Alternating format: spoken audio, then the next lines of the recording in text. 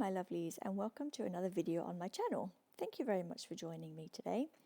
We are going to be doing a bit of e-filing today, so removing my current gel polish and getting all prepared for my next mani.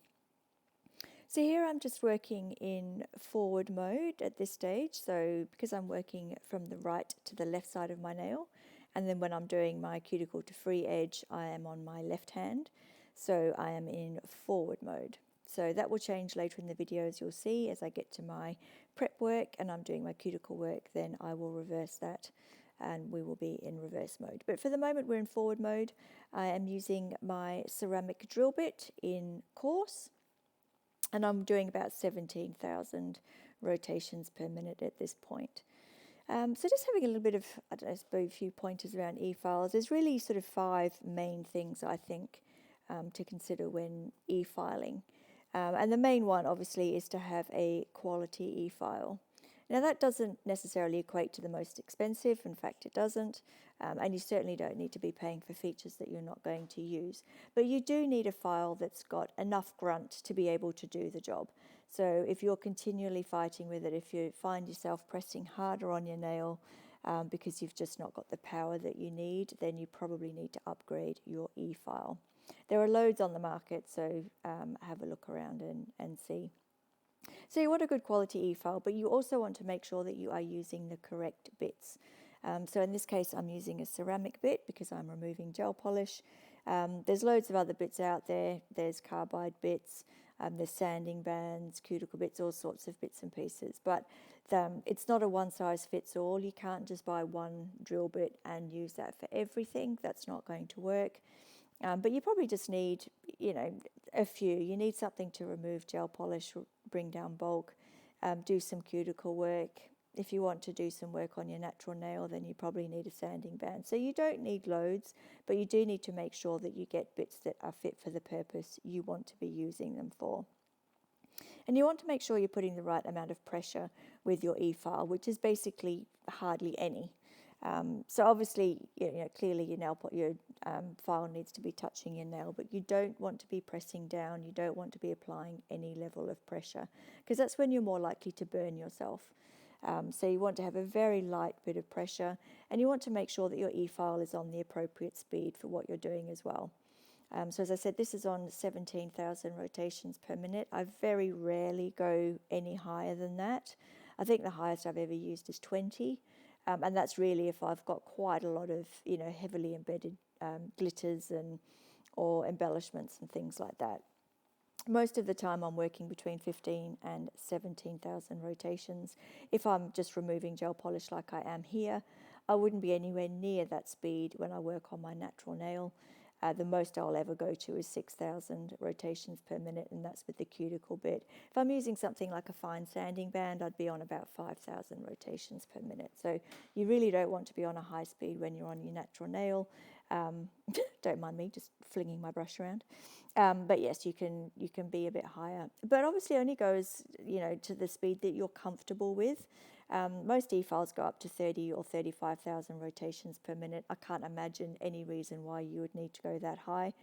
But equally you can be too low. Like if your speed is too low and you find yourself either applying extra pressure or spending too long on one spot because you're just not getting something removed, then increase the speed of your e-file. It could be that your file is just too slow for the task that you're doing. But obviously never go too fast that you're losing control of your drill. That's not what you want to be doing. And the fifth thing that you really want to make sure is that you are in the correct direction. If you're not working in the right direction, then you risk your e-file slipping around your nail. And if you're using a bit like this one, it's a coarse ceramic bit, you can cut your skin, if that happens. So you always want to make sure you're going in the right direction. I do have a video on that, so I won't go into too much detail, but basically if you're working from the right to the left side of your nail, you're always going to be in forward mode. Doesn't matter what hand you're working on. If you're working right to left, forward mode.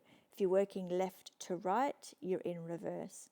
The only time you need to worry about what hand you're on is if you're working from the cuticle to the free edge.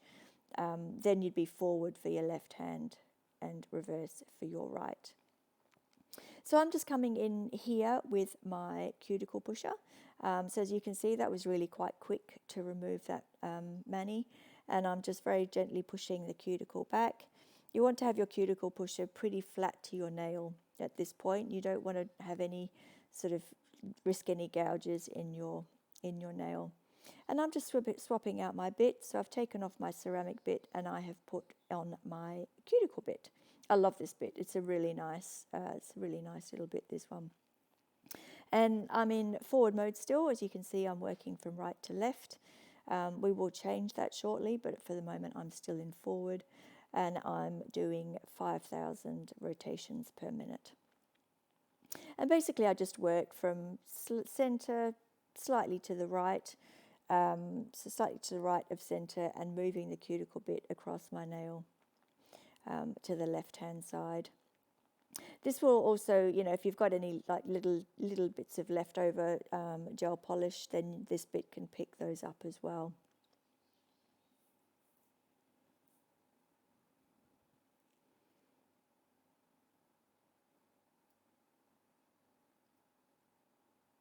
And then in just a second, I'll be finished with forward mode, and that little flip with my finger is telling me to put it into that I've put it into reverse mode. So I've stopped my drill.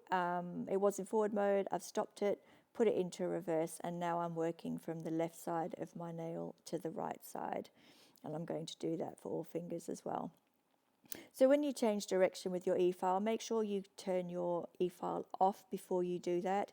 You know, these files work at thousands of rotations per minute, so you really want to stop it and then do reverse. Otherwise, you're just putting strain on your motor and your e-file won't last as long.